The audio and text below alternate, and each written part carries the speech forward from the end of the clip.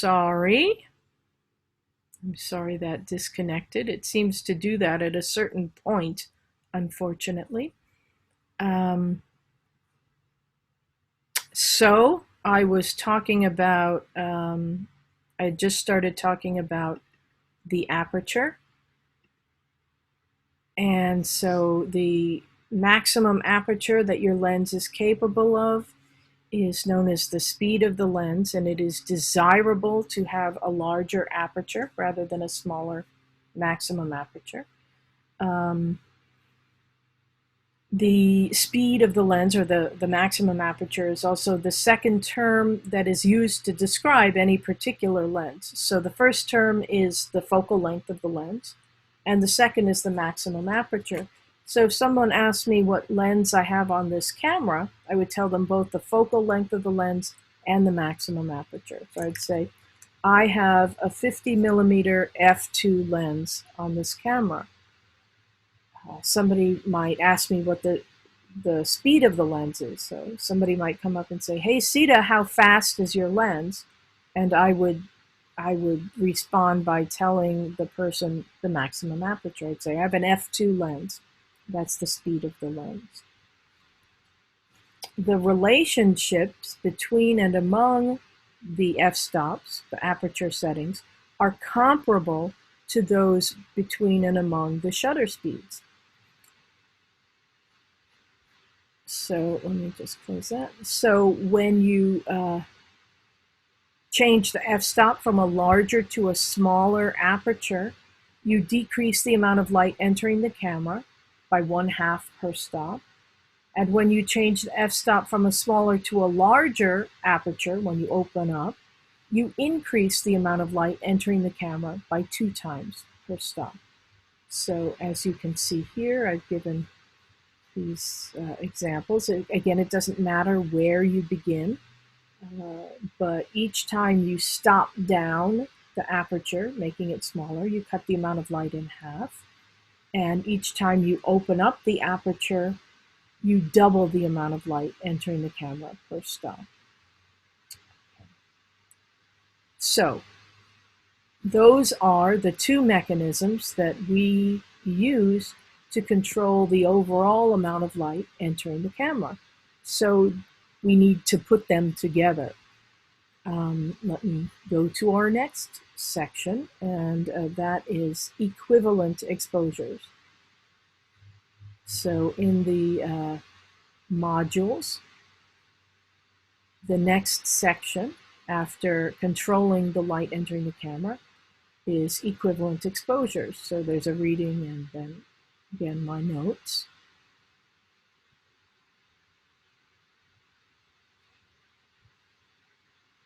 So we said that the light meter tells us whether or not we are allowing the correct amount of light into the camera.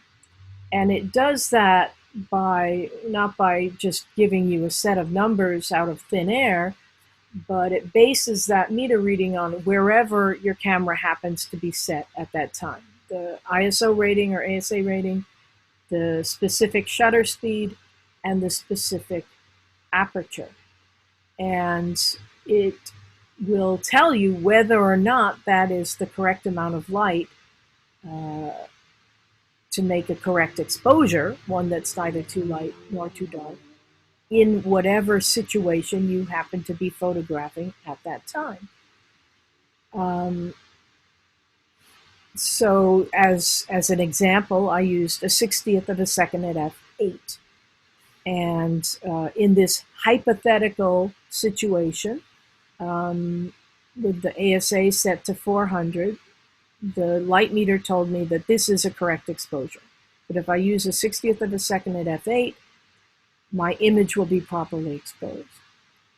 But there are many different many different apertures and many different shutter speeds that I may want to make use of. While I believe that my light meter is, in this case, functioning correctly, I may want to use a different shutter speed or aperture. So we talked about this in terms of the shutter speeds at first, and said that in order to deal with motion, that is, To show motion or to stop or freeze motion, we want to use different shutter speeds. So if I want to freeze the motion of Serena Williams serving a tennis ball at 125 miles an hour, and I want to freeze that ball midair after she serves it, I need to use a really fast shutter speed in order to actually capture that ball midair. Conversely, if I want to show a blur of motion, water moving, trees blowing in the wind, a dancer pirouetting across a stage, I would want to use a slow shutter speed, because for however long the shutter remains open, whatever's going on in front of the camera will be recorded. And if that thing happens to be moving, then that motion will be recorded as a blur. In either case, a 60th of a second won't really cut it. It's kind of neither here nor there. It's not very fast, it's not very slow. But I know that when I change the shutter speed, I change the amount of light entering the camera. And if I want to use a faster shutter speed, I will be letting less light into the camera, and my image will be underexposed. It will get darker and darker as I go to faster and faster shutter speeds. And so I will change the size of the aperture to compensate for that change. So if I change my shutter speed from a slower to a faster shutter speed and let in less light, then I'll compensate for that by opening up the aperture and letting more light in through the aperture. And in this way, I can let in the same overall amount of light as that combination of numbers that the light meter said was correct. And so if I change the shutter speed from a 60th of a second to 1/125th of a second, I will compensate for that change by changing the aperture from f8 to f5.6. So I have decreased the amount of light entering the camera through the shutter, but I've increased the amount of light entering the camera through the aperture. And so overall, I'm allowing in the same amount of light. And so that is called an equivalent exposure. And now I can go down the line, and as I stop down the shutter speed, I open up the aperture. In the opposite direction, if I change the shutter speed from a 60th of a second to a 30th of a second, I am letting more light in. I'm going from a faster to a slower shutter speed.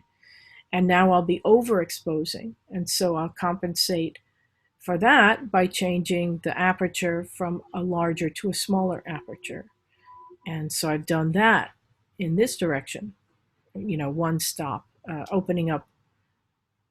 stopping down the aperture one stop at a time as I open up the shutter speed and go to slower shutter speeds. So all of these combinations of numbers are equivalent. They are equivalent exposures, and they allow in the same overall amount of light. So in terms of light and dark, in terms of exposure, an eighth of a second at f22 will be the same as 1/1000th of a second at f2. The number of equivalent exposures that you can make use of, that number is determined by the number of whole stop f-stops your lens has. So mine opens up to f2 and stops down to f22. That is 8 stops. Some lenses open up beyond f2, so the next whole stop is f1.4. Some stop down beyond f22. The next whole stop is f32 and then f44. And if your lens has those, you can make use of those and increase the number of equivalent exposures that you can make use of. We said that if I want to make use of the even slower shutter speeds or even faster beyond the number of apertures that I have, I would then be either overexposing here with the slow shutter speeds or underexposing with the fast shutter speeds, because I no longer have aperture settings to line up with those. So if I want to make use of the really slow shutter speeds, one thing I can do is change the ISO or ASA rating to a less sensitive rating, because the less sensitive the rating, the more light is required, and the slow shutter speeds will allow in more light. And so I did this diagram. So here's our original information, light meter reading. When I change the ISO rating to 200, I am now underexposing because I've cut the sensitivity in half. My light requirement doubles. And so now my light meter will be saying, not enough light. And so I will open up the aperture by one stop. So I'll be shooting at a 60th of a second at f5.6. So now all of my numbers shift over by one stop. So I can no longer make use of a thousandth of a second at f2. It's 1/500th of a second at f2. But the numbers have also shifted over into the slower shutter speed. So now instead of an eighth of a second at f22, I can make use of a quarter of a second or fourth of a second at f22. And if I change the ISO from 200 to 100, I again am cutting the sensitivity in half, I again am cutting the sensitivity in half and require twice as much light. So my numbers again shift over by one stop. Now the fastest shutter speed I can make use of is 1/250th of a second at f2. But I can now make use of half a second at f22. In the opposite direction, if I had wanted to make use of the very fast shutter speeds, then I would change the ISO to a higher sensitivity rating, 800 or 1600. Okay, so equivalent exposures. The slower the shutter speed, the smaller the aperture. The faster the shutter speed, the larger the aperture. So if you let very little light in through the shutter, the fast shutter speed, you need to let a lot of light in through the aperture, a large aperture. If you let a lot of light in through the shutter, a slow shutter speed, then you let very little light in through the aperture. You use a small aperture, and that is the general rule. So in terms of motion, we would use, if we want to stop the motion of something moving, we use a fast shutter speed. And again, a large aperture. If we want to show motion, we use a slow shutter speed. The next thing we talked about is depth of field. And depth of field is how much information in the frame from the foreground to the background is in focus. And we said that the first thing that affects depth of field is the size of the aperture. So I'm getting a little ahead of myself, but we said that the smaller the aperture, for example, f22, the greater the depth of field, the more will be in focus from the foreground to the background. And the smaller the, my apologies.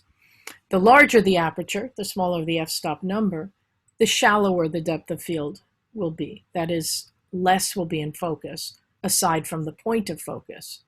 So when you use a fast shutter speed, and to compensate for that, you use a large aperture, the depth of field, the amount of information in the image, will be shallow. So if you think of sports photography, again, think of those images, most of them have shallow depth of field. The subject is in focus, but the background and maybe the foreground as well, those are out of focus. But when you use a slow shutter speed and correspondingly a small aperture, the depth of field will be great. Most or all of the frame from the foreground to the background will be in focus. So those are the attributes, I guess, of those two different images made with equivalent exposures, so allowing in the same amount of light, but the images themselves will be different in terms of motion and in terms of depth of field. So the next topic was, or is, depth of field. Oh, let me get to this briefly. So the different modes of the camera: manual, aperture priority, shutter priority, program, and auto. Manual, in the manual setting, you have to change the aperture and the shutter speed and the ISO rating. In the auto mode and in the program mode, the camera does those things for you. In the priority modes, you have some control. So in the aperture priority mode, which can also be referred to as AV for aperture value, you set the aperture and the camera will automatically figure out the equivalent exposures and set that for you. It will set the shutter speed. In the shutter priority mode, also known as the TV or time value mode, you choose a shutter speed and the camera will automatically set the appropriate aperture for you. There are certain situations in which you might not want to do what the light meter says is correct. And so in our first assignment, we did bracketing, which allows us which tells us to make 3 images at different exposures to ensure that one of those images is correct. And we do that in lighting situations that might fool the light meter, where there are bright highlights and dark shadows often. So here are 4 of those situations. When you have a dark subject against a light background, a light subject against a dark background, light subject against a light background, and a dark subject against a dark background. So the light meter reads the world in what's called medium gray or 18% gray, also known as zone 5. And it will give you a meter reading to render whatever you point the camera at that value. And generally that's fine, that's great. But in certain situations, for example, a light subject against a light background, a white dog in snow, the camera will want that to be medium gray instead of white, textured white. And so you'd want to check. That's a nice thing about having digital cameras, is that you have instant feedback and you can go in and make sure your images are exposed correctly, and also to see if they are as you want them. That's a very nice thing, again, about digital photography, is that you don't have to wait for your film to be developed or to develop it and see the images. You see them right there. Again, with a dark subject against a dark background, my hair, I guess, against the camera, the light meter would want it to be gray and would overexpose. And so again, you would check to see if you are getting the values that you want to be getting. Or you can bracket. And so bracketing, again, is something that you do to ensure that your image is properly exposed. And as we just discussed, there's certain situations in which your light meter may be fooled, and the camera can only make 1 exposure at a time. And so if you have a situation where you have bright highlights and dark shadows and stuff in between, the camera has to choose. Will it shoot for the light area or the dark area or the in-between area? And so there are often, I should say, trade-offs. But bracketing, making 3 frames of the same situation, allows you to choose, at least. And so we talked about bracketing, and you, of course, did that for your assignment. Generally, you want to do 1 stop, at least, in each direction. So 1/3 of a stop in each direction, an overexposure by 1/3, underexposure by 1/3 of a stop, is so subtle that it's not really practical or practically useful. So 1 stop or maybe 2 stops in each direction will be more useful. And you can do that by changing either the shutter speed or the aperture. In overall terms, it doesn't matter. What matters is that you're changing the amount of light. Okay. Okay. So that was equivalent exposures and bracketing. The next topic was depth of field, and that again is how much information in the frame is in focus, aside from what you have focused on, your point of focus. So depth of field is the area or the amount of space in the image that is in focus, specifically the area in front of and behind your point of focus that is in focus. We said that there's a ratio of that space, and generally speaking, of the total amount of space that's in focus, 1/3 of that will be in front of your point of focus and 2/3 behind, a ratio of 1 to 2. There are 3 things that affect depth of field: the size of the aperture, the focal length of the lens, and the distance from the subject or point of focus. So, as we said earlier, aperture is what we as photographers use to purposely change the depth of field in the image. And again, the smaller the aperture, the larger the f-stop number, the greater the depth of field, the more will be in focus. And the larger the aperture, that is the smaller the f-stop number, the shallower the depth of field, less will be in focus. And we discussed why that is. The focal length of the lens, the shorter or the more wide angle of view the lens is, the greater the depth of field. The longer or more telephoto the lens, the shallower the depth of field. And with the distance from the point of focus or your subject, the further you are from the subject, the greater the depth of field. The closer you are, the shallower the depth of field. And of course, the reasons are given here.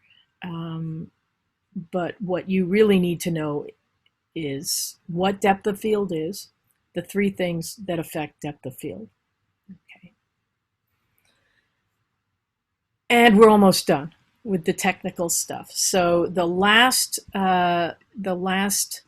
topic, and the most recent one that we discussed, is color, temperature, and white balance. And so you need to know what color temperature is. You need to know what colors are, I guess, that, you know, they are wavelengths. And you need to have a general sense of the color temperature scale, the Kelvin scale. So we said the higher the temperature, the more blue the light, the lower the color temperature, the more red. You should have a sense of the biggies, so 11,000, 10,000 Kelvin, very blue light. 8,000 is shade or very heavy cloud cover. 7,000 Kelvin, a cloudy day, but a brighter cloudy day. 5,500 Kelvin, daylight. So outside on a bright, sunny, beautiful, sunny day like today, between roughly 10 a.m. and 2 p.m., so noon, around noon, is daylight. Also our flashes, the flashes that are built into our cameras. This one is kind of stuck.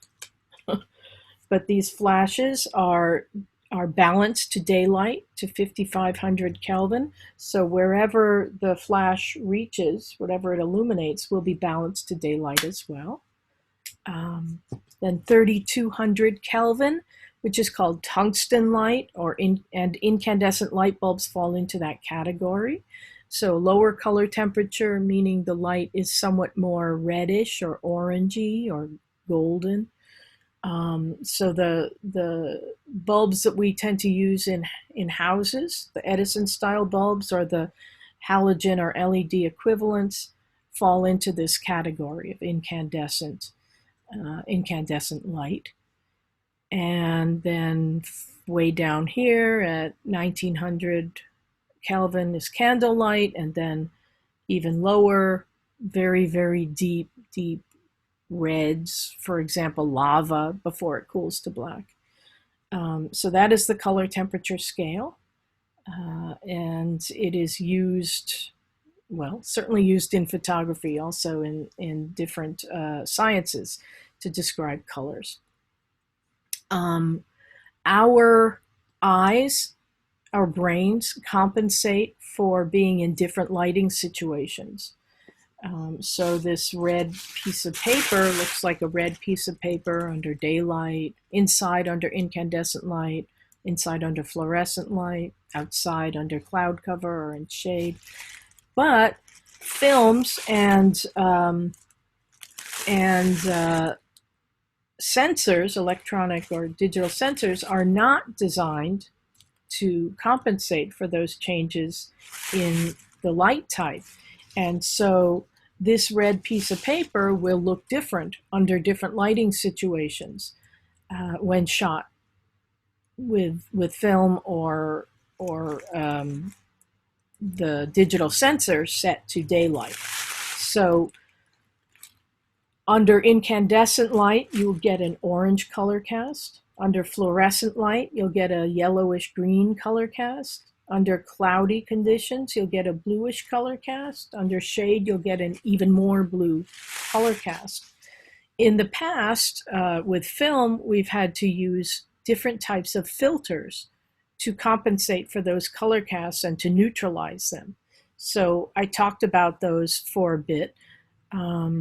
You don't need to use filters because with digital photography, we can just change the white balance setting. But I talked about filters briefly to give you a sense of what happens when you change the white balance setting. So to compensate for the orange color cast that is created by using a daylight balance film or sensor setting under incandescent light, we use a blue filter. Blue neutralizes orange.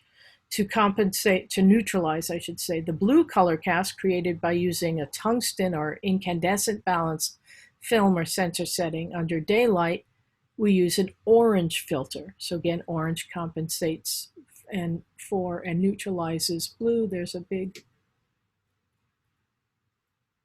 dragonfly that just flew into my room. Okay, well, hopefully it will find its way out. Sorry. So those are like the big guns of the filter world. Light balancing filters are used more to tweak the image. If you feel your image is a little bit too bluish, you'd use a number 81 amber filter. If you feel your image is a little bit too amber or orangey, you'd use a number 82 blue filter. Fluorescent filters are magenta filters, that is an intensely purplish pink or pinkish purple. And those are used to correct for neutralize the yellow-green color cast you get when using a daylight balanced film or sensor under fluorescent light. And those are called FLD filters, FL for fluorescent, D for daylight. Happily, in digital photography, we don't have to carry around filters. We can just change the white balance. So if you go into your white balance menu, you should have these different settings. And when you change the setting to match the lighting situation in which you're photographing, you will neutralize the color cast. So it's as if you're applying a filter. So if you are photographing under incandescent light and you change the white balance setting from daylight to incandescent, it's as if you are applying a number 80 blue filter to compensate for the orange color cast you would otherwise get. If you're photographing under fluorescent light and you change the white balance setting from daylight to fluorescent, it's as if you're applying an FLD filter and neutralizing the yellow-green color cast. If you're photographing under shade and you change the white balance to shade from daylight, it's as if you're applying a number 85 orange filter to correct for the blue color cast that you get in shade. If you're photographing under cloud cover and you change the white balance from daylight to cloudy, it's as if you're applying a number 81 amber filter to correct for the bluish color cast that you get under cloud cover. The flash white balance will give you a slightly warmer tone rather than auto. And then you'll have a custom, usually you'll have a custom setting where you can dial in a specific color temperature if you want to use that. So those are the white balance settings, and of course the third assignment deals with white balance.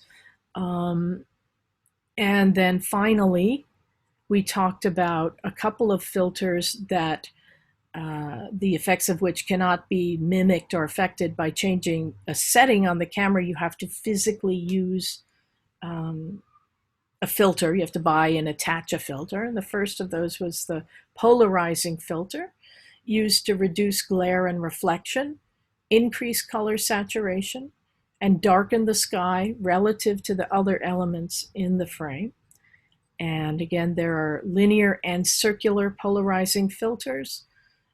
Linear polarizing filters were the first filters, and they work very well, but they interfere with the metering systems used in modern electronic cameras, and your images will be underexposed.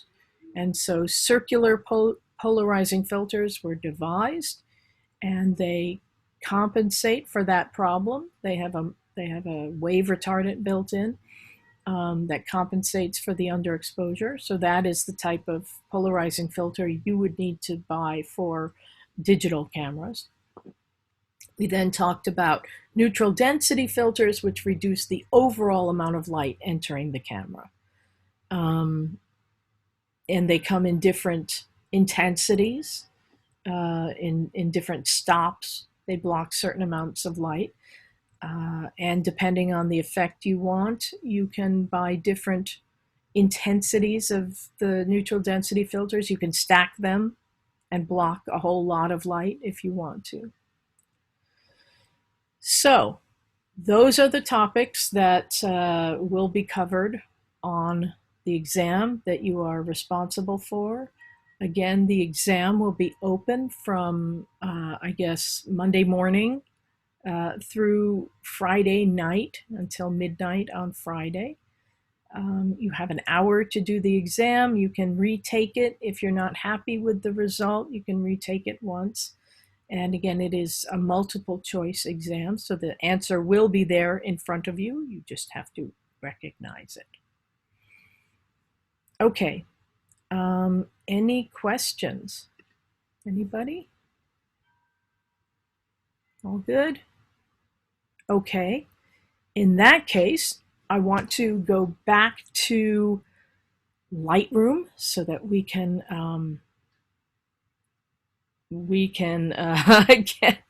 get that under our belt, so to speak. So let me just, let's see, get here. Where do I want to be?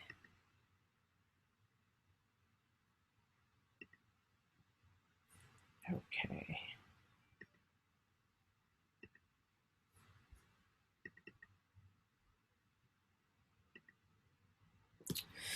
So we went over on Tuesday, we went over most of these tools up here just below the histogram. So we went over, of course, the cropping tool, the, excuse me,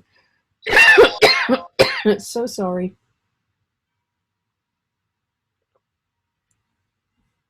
The spot removal tool, the red eye tool, the gradient or graduated filter, and so we need to go over the radial filter and the adjustment brush.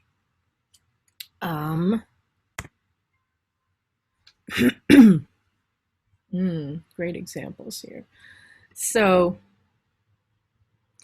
let us take this image.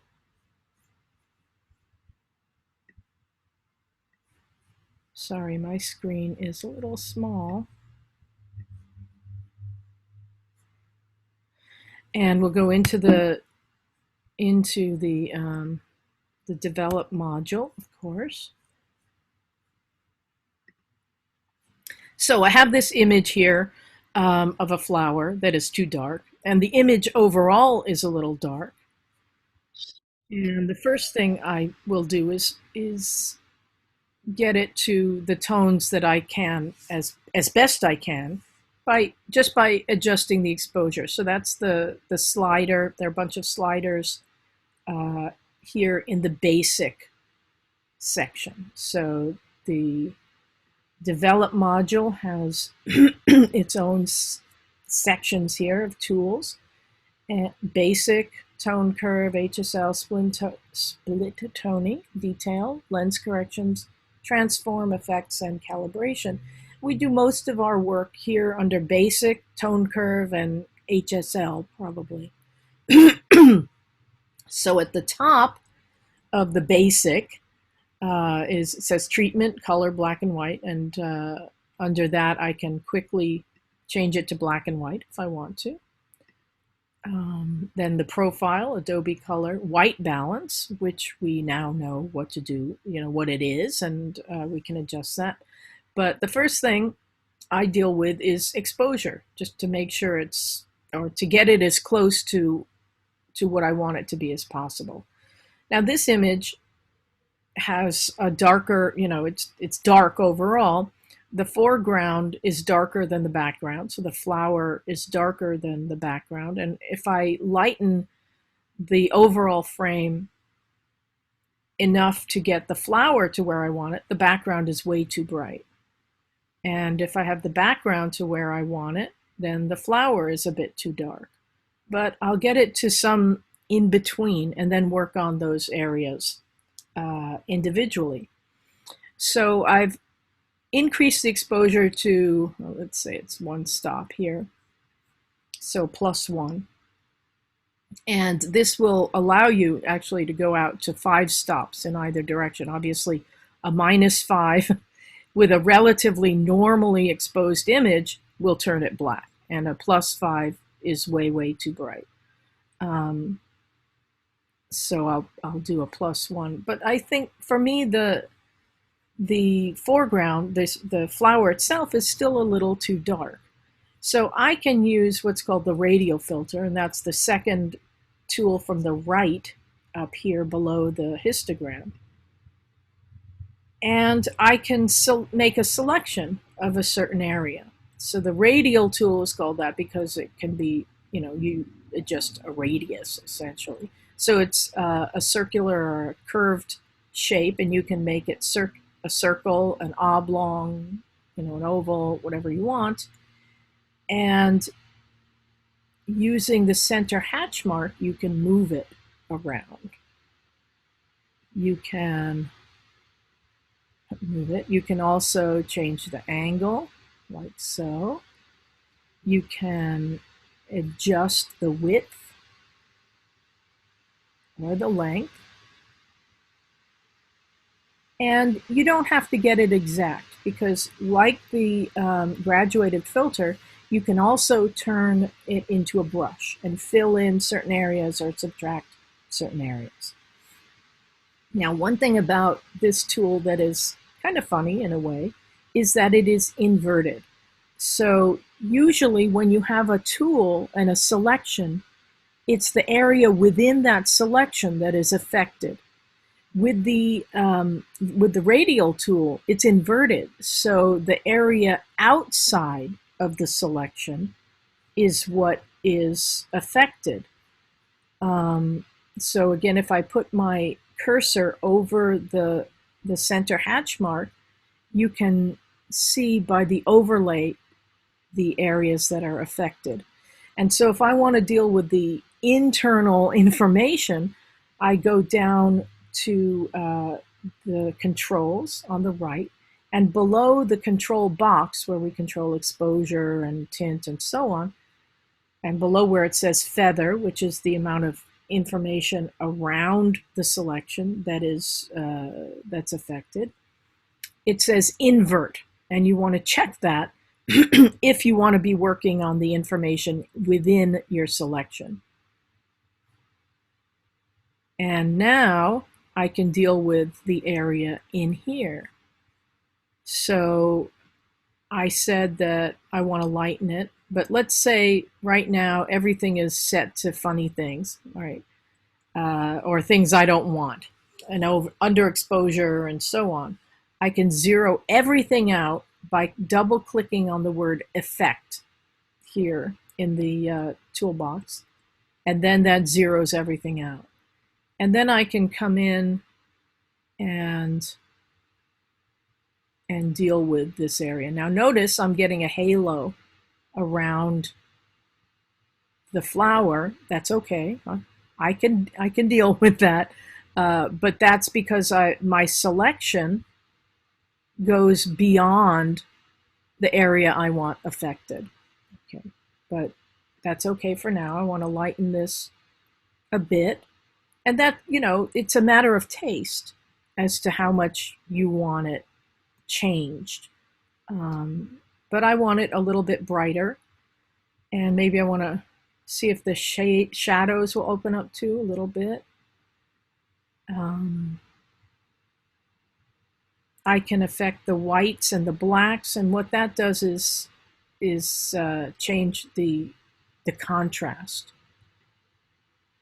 And so it gives me more control over contrast. That is the difference between white and black, than just using the contrast slider, because I can control whites and blacks individually.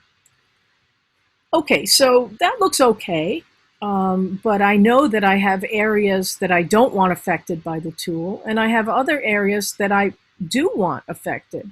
And rather than putting in a tiny little new radial filter over here and to the right, I can turn this into a brush, as I did last time with the graduated filter, and then go in and manipulate those areas.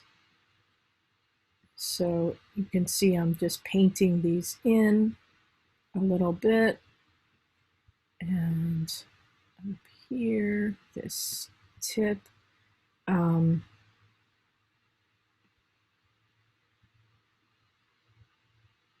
And so if I don't like what I did there, oops, look at that, I went way over, I can subtract it or erase it, either by holding the Option key down, like so, or if I have a large area I want to get rid of, I can make this an erase tool. So down below these controls,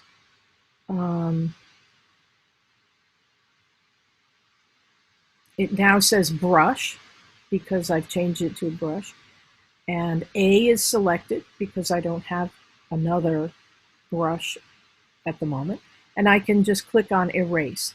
And now you can see the plus sign in my cursor has become a minus sign, and I can go in and erase that halo that I got around my selection. If I don't have enough control like this, if I'm not getting the details right up to the edges, I can come in closer by going over to the navigator, and to the left of the navigator it says fit, fill, and then there are proportions or ratios, and I can click on that, and then I can move the selection around using my cursor within the navigator picture. And now I can come in close and work on this. If I can't really tell what I'm working on, I can activate the overlay by clicking on the letter O, overlay. And now I can see the selected areas, and I can use my minus sign and my minus tool, my eraser, to get rid of this halo. Now, if if the green color isn't working for me, if it's too close to the background color, I can go into the Tools pull-down menu here, and all the way at the bottom it says Adjustment Mask Overlay, and I can change the color of the overlay. So maybe I want it to be red, and that's a lot easier to see with the green background. So I can do that. and then come in and make the tool really small and detailed, or make it larger as I'm doing here on the right to get rid of this halo that I have. And now I want to move my selection down to work on more, like so. And make the tool smaller to get into that little area, and then in here. And in that way I can get rid of that halo that I got. But it's also, in spite of that halo, it's easier to make a big selection and then get rid of these little things than to come in with the next tool we're going to talk about and color everything in. But, oops, I didn't want to do that. But that, those are choices that you make. By the way, if when you're in the eraser tool and you want to add something, if you don't want to go back into the tool controls here and make this a regular brush, you can click on the option tool and that will make it a plus sign.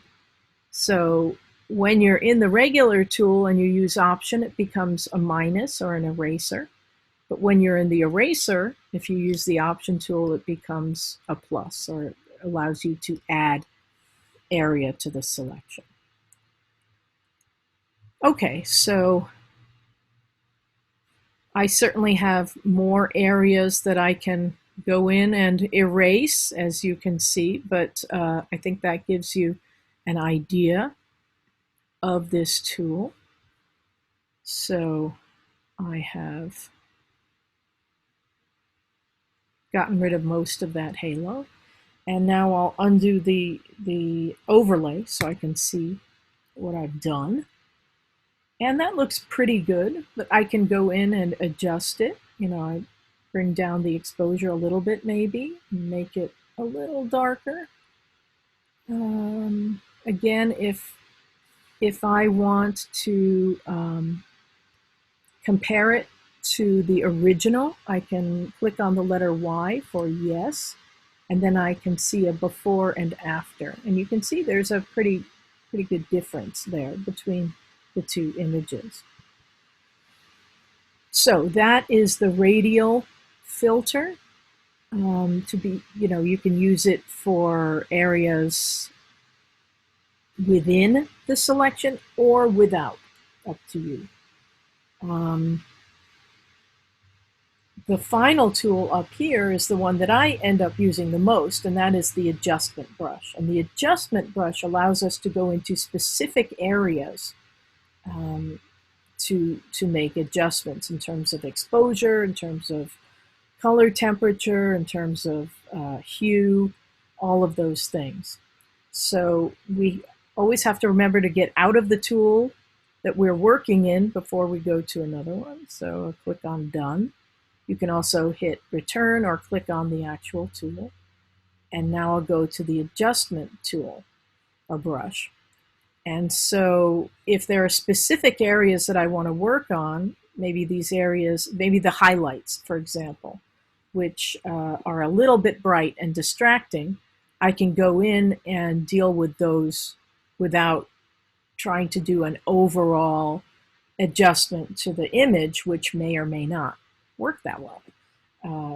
I may not want to make overall adjustments of that sort.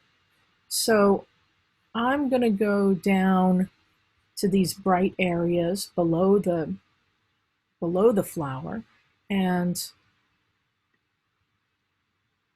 I'm going into the navigator to select those, and maybe I'll do a 1-to-1, like so. And now I've come in really close to those areas. And I want to go back to the tool controls and to exposure, and I want to bring down the exposure. Now, if I just bring it way down, it's okay, but here you can see what happens. It gets very, very dark and looks terrible. But let me just fill these in because that's not permanent. I'm doing this more so that I can see where I'm working and what I'm working on. And I'll bring the exposure, maybe half a stop or so. These are highlights. They're really bright highlights that I'm working on. So maybe instead of pulling down the overall exposure so much, I'll pull down highlights. And that darkens those areas somewhat. I also want to remember that right now I'm really close in, and it doesn't look so great. But if I look at the overall image, it still doesn't look great, but it looks better.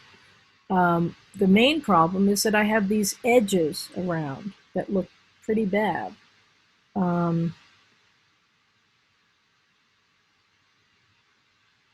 Which I'll deal with.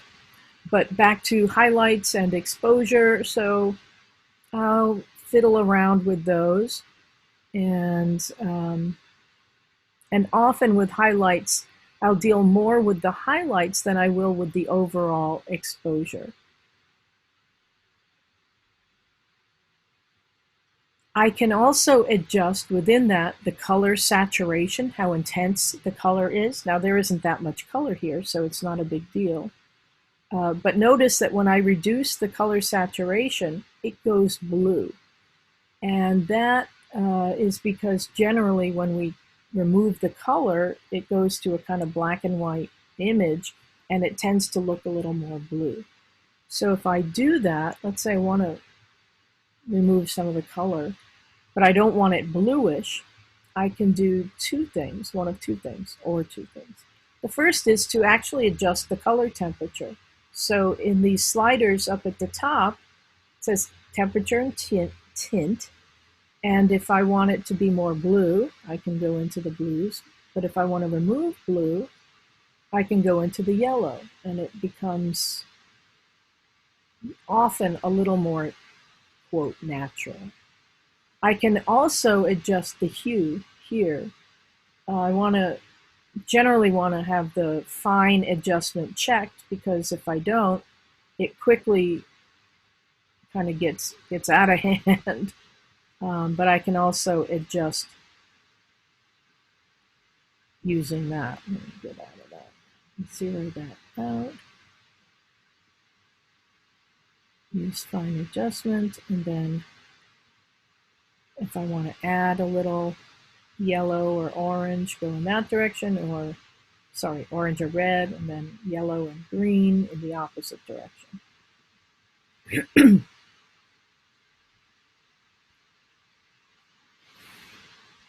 As with the graduated filter and the radial tool, I can also make this an eraser. So if I don't like what I got in certain areas, I can get rid of that. These hard edges, for example. But I have to be careful about what's on, how much of it is affected.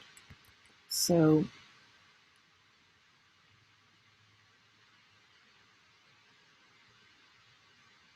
maybe I want to go all the way in. So that's up to you. If you don't like what you've done, you can go back into the history tool, the history, I should say, excuse me, on the left, and go back to any point. And obviously I did a lot of fooling around here with highlights and with color temperature and saturation and so on. But as I go back in the history, you can see that the image changes when I click on it. And I added a lot of brush strokes there.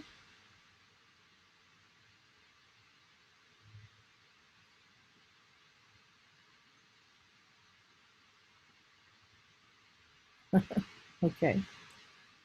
So I can work on different areas by adding a new brush. So up at the top, above where it says Effect, it says Mask and New. So if I want to do the same thing I did here in a different area, I can just move the selector and add that.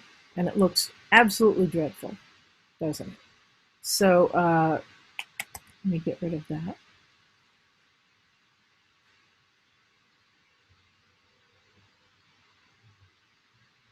And so this is, that is. And obviously what I did below is not working at all for this area up here. So I can add a new brush. So I'll come over here and click on New, and then maybe I'll zero out the effects and just bring it down a tiny bit and darken that up. And again, if I'm looking at this and it looks a little yellowish to me, so maybe now I'll bring it down more into the blues, like so. Maybe not quite as much. And I can always go back and work on it again. So now I have this active area. I can tell it's active because the circle here, it has a black circle within it. Again, when I put the cursor over it, I can see the overlay and see the area that I've worked on. If I go back down to where I originally worked, down here, there's another circle that's grayed out. And so that's the other area I worked on. And if I click on it, that now becomes active, and the second area I worked on is inactive. And I can go back and forth as many times as I want. I can add as many areas of work as I want, and those will remain. So in Photoshop, when you work on an image and you like what you've done, you save that version. And that becomes, you make a new file.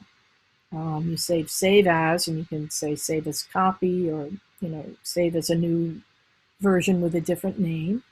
And you save it, and that information is saved. And then if you continue to work on the image and you like this new version, you save it as a new version. You don't have to do that in Lightroom. In Lightroom, you can make virtual copies at different stages if you want to. But the really, one of the many really nice things about Lightroom is that the history remains. So in Photoshop, when you close that image and when you close down Photoshop, the history disappears. Not that what you've done disappears, but the history of that, or the steps that you can see that you've done, that disappears. In Lightroom, that remains. That never disappears unless you purposely get rid of it. So anytime I open or reopen this image, the history will open up as well. And all of these things that I did will show up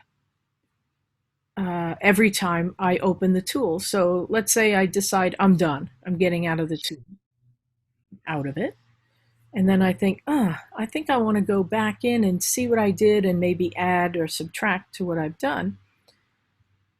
I go in and reactivate the adjustment brush. And when I go back to the image, these areas that I worked on remain, and I can see them and see the different hatch marks or the little selectors for those areas. And I can reactivate and go back in and make adjustments. So here, notice that I have this kind of line, almost a halo within the selection, the area I worked on. If I open up the blacks,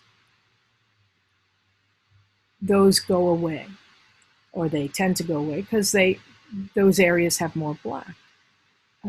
I can also reduce the whites and bring it down overall in that way. So I've gone in and reworked this area that in a way that I hadn't done before, and that's fine. Then that gets saved. But the history of what I did remains, and I can go back to those earlier points if I want to.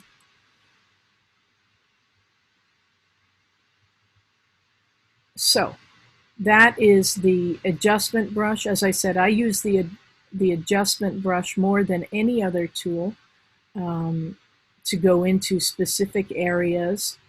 So let's say this whole upper area here in the upper right is a little too bright for me. I'll make a new tool and I can darken that. And again, as I can see what I'm doing. Sometimes when I make a selection, I'll exaggerate it so I can really tell what, you know, the area I've affected, and then go in and fine tune it afterwards.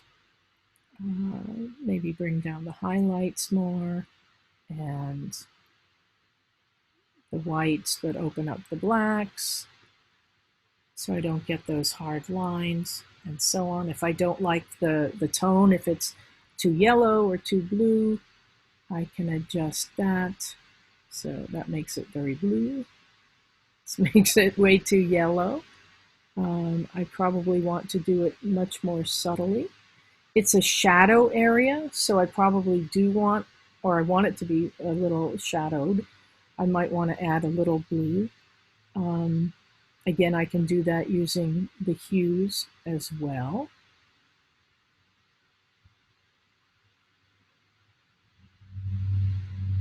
One thing I didn't talk about much was tint. And tint is separate from the color temperature. The tint can go into the greens or the magentas. And while color temperature is in part a matter of taste, it's how you want it, in part, the tint is not, or it shouldn't be, or generally isn't. The tint is used correctively. So if your image has a little too much green in it, you'll add magenta. And if it has a little too much magenta in it, you'll add green. You want the tint to be neutral. So let me just find an image here. Let's look at this poor little baby here, who has red eyes. So tint, especially with skin, is important. So in adjusting the color temperature, you see here it's too blue, and here it's a little too orange. So we generally want this to be, quote, natural. But you can see here the tint is green. That does, you know, the child looks ill. The tint is magenta. I don't know what the child looks like there. So you want it relatively neutral. There's still green here, so I might add a little magenta, like so. Maybe that's a little too much. One way to tell about the tint and the color temperature, if it's subtle, is to look at the whites. Look at the highlight areas. And if the highlights have a color to them, if the highlights, that's very obvious, if the highlights are green or the highlights are magenta, then you can tell that the image does have a color cast of some sort, which you may or may not want to deal with. But again, with tint, you want it to be neutral. Okay, so let me go back to this image and into develop. So that's looking okay in general. There are certainly more areas of light and dark that that I might want to work on. Um, it depends on you, on me, on the image. I can certainly go back into the adjustment tool or brush and let's say I'll take that selection and see if that works here. Yeah, that's not bad. And fill in some of the bright areas just so that they're not distracting. It's not that I have to reduce every highlight or open up every shadow. But if they tend to pull the viewer's eyes to areas that I don't want the viewer's eyes to go to, then they're distracting and I might want to deal with them. So these are decisions that you need to make as you're working on your image and looking at it. And I find it's that I have to go back and look at the images again the next day or the next week.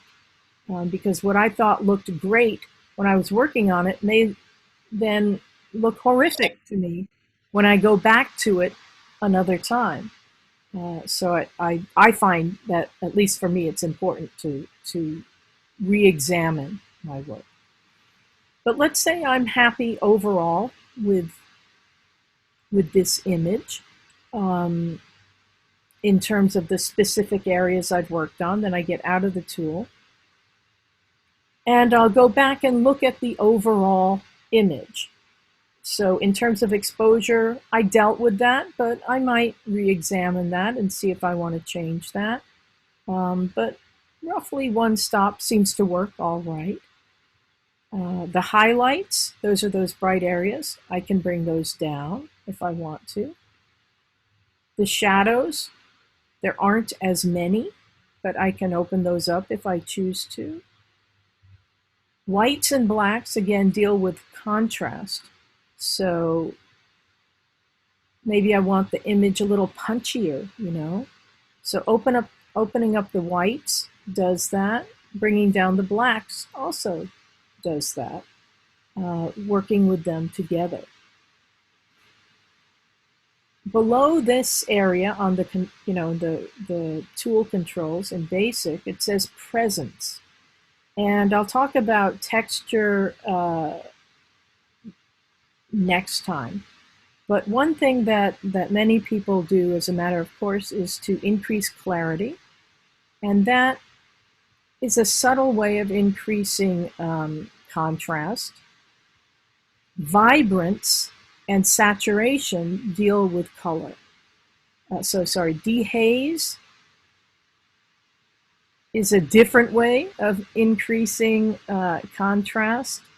So you can see that generally with most of these tools, you want to be judicious. You usually don't want to go overboard. Now, sometimes you might want to have a really pop, in your face, intense image of this sort, or very subtle, dreamy kind of image. So dehaze, for one thing, can help you with that. I've found that dehaze a little bit can help certain images overall to make it a little bit punchier. Vibrance and saturation. So saturation is how intense the colors are. So if you reduce the saturation, if you completely get rid of saturation, the colors disappear and you make it a black and white image. And again, if I double click on the slider, it goes back to 0. Increasing saturation, as you can see, makes the colors much more intense. And generally speaking, you don't want to go insane with saturation.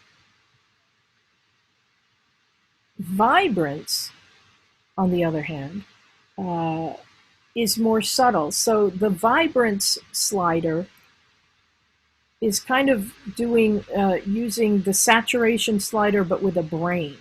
So the vibrance control goes in and looks at the image, it evaluates it, and will increase saturation in areas, or more in areas that it thinks needs more.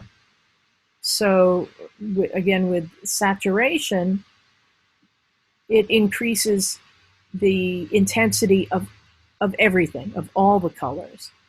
With vibrance, it increases the colors that Lightroom thinks could go more intense without going insane. So with vibrance, I often go to, I don't know, between 25 and 40, somewhere up and around there, depending on the image. And again, I can go back and look at different points in the history. So this is, at this point, is before I went in and dealt with vibrance and saturation. And if I want, I can make a snapshot there to remind myself as to what was going on at that point. So I might say no saturation, maybe manipulation or control or whatever, something like that. So I know what was going on at that point. And then I did some work with vibrance and no saturation, but let's put in a little saturation there. So that's much more intense than it was here, or it's subtly more intense than with no work on the saturation and vibrance. Okay.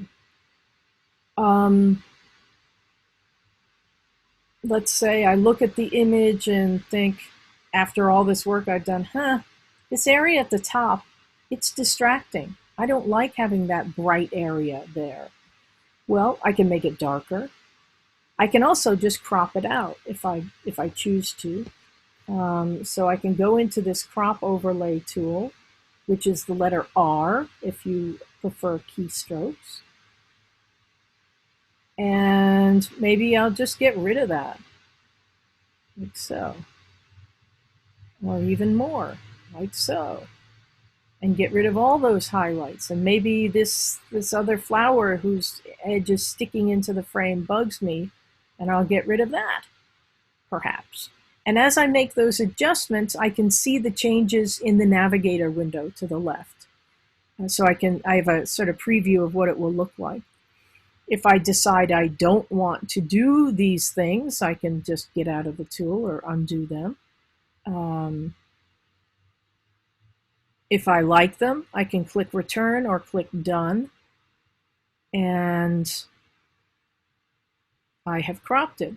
If I then decide, hey, wait a minute, maybe I don't want to crop it after all, I can go back into the cropping overlay, the crop overlay tool, and it's not permanent. You know, I can still see what I've done, and I can change it if I want to, move it around, get rid of it, what have you. Again, none of these changes are permanent in that the original file doesn't change. These are all instructions, essentially, or rules that are written and applied to the image in Lightroom, but the original is never changed until you decide to save it. And we'll go over that next week. And obviously, if you've been watching the instructional videos, you've done some of that as well, I hope. But we'll go over how to save it and export next time. So let's say I've decided, okay, this image works pretty well for me. I like it. I haven't worked using these other tools yet, and we'll work on those next week as well. But the last thing that I do before I save an image or stop working is I usually go in to this control down at the bottom, the second from the bottom, called Effects. And it says Post-Crop Vignetting. And one thing that many photographers do, especially with film, but digitally as well, is to subtly darken the edges of the frame. Um, and that's called vignetting. And with film, it was more necessary to do that in the darkroom when enlarging because there would be fall off on the edges of the frame from the enlarger. And that meant that the edges would get a little lighter, which you don't really want because it's kind of distracting. It pulls the eyes out to the edges of the frame. In this tool, under Effects, it says Post-Crop Vignetting, and you have a choice as to how much darkening or lightening of the edges you want to do. And so let me show you what this tool does.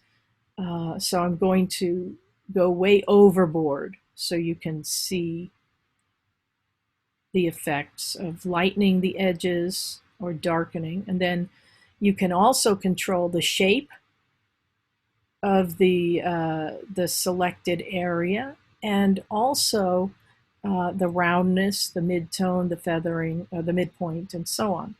So I'm going to get rid of all feathering so we have a hard line so you can see how much of the image is actually selected and affected.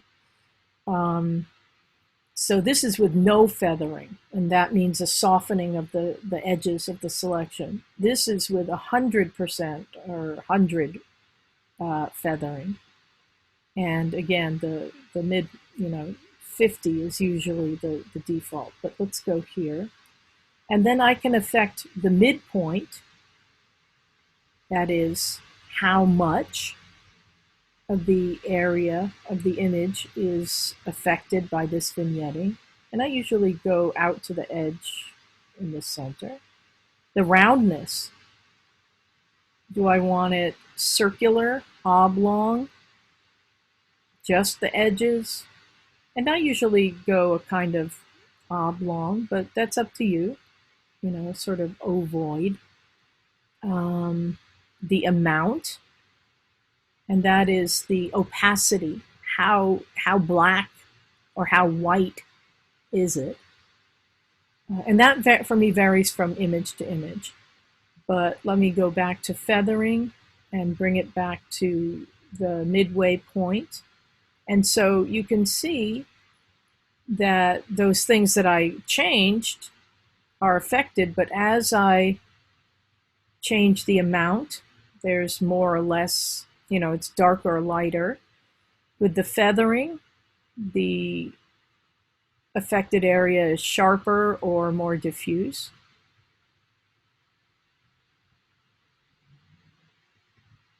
But after you've done those initial settings, what you'll generally use is the uppermost slider, which controls the amount of vignetting that you do. And again, it depends on the image and the effect you want. So if the edges are lighter, like so, you probably do want to bring it down at least so that they're even. You may want to really isolate the center and vignette quite a lot. Usually you'll do it in a more subtle manner, depending on you and the images you make. But I find around 12 or so is what I usually have it at. But again, it's up to you. But that is generally the final thing that I do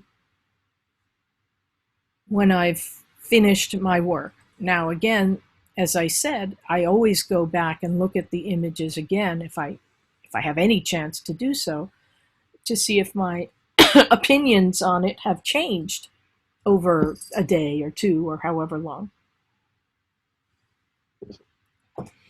Okay, so that covers all of these upper tools in the Develop module, and some of the adjustments that we make in terms of exposure, contrast, highlights, shadows, clarity, texture, vibrance, and so on. There are other things to be dealt with, definitely, and we will cover those on Tuesday.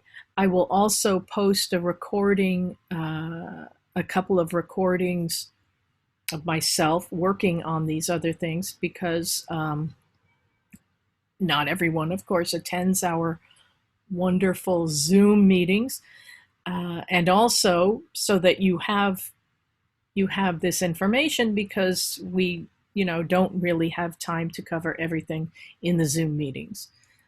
So there you have it. Okay, so that is Lightroom up to this point. I see that we have lost some people, but oh well. Any questions, comments, or issues? Nothing? Okay, so again, I will post some more recordings. The exam will be open starting Monday morning, and you have until Friday night to do that. I will post a notice on Canvas to that effect, of course, as well. And that's about it. If you have any questions, of course, email me, and I will get back to you as soon as I can. Shoot, make images. The final assignment will also be posted, and that is to do work in Lightroom. And so again, I will post instructions on that as well so that you can get going on that part of the assignment, which also is due at the end of next week. Okay. So I hope you all have a wonderful weekend, rest of the week, and take care. Stay safe. Bye.